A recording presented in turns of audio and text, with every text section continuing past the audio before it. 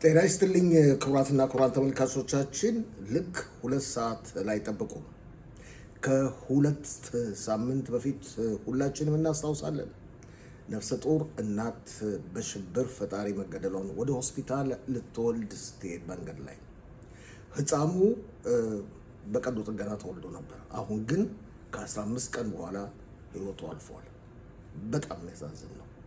ነፍስ ይማር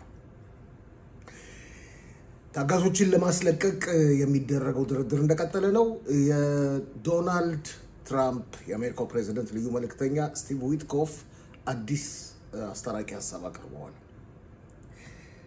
በአዛ እስራኤል መከላከያ ኃይል በከፍተኛ ሁኔታ እርምጃ መውሰዱን ቀጥሏል እስራኤል የመካከለኛው ምስራቅ ኃያል ሀገር መሆኗን ጠቅላይ ሚኒስትር ቢንያሚን ኔታንያሁ ተናገሩ እነዚህና ሌሎችን ልክ 2 ሰዓት ላይ ተጠብቁን ሼር ላይክ እና ሰብስክራይብ ማድረጋችሁን ምን ጊዜም እንዳዘነጉ መልካም ቀን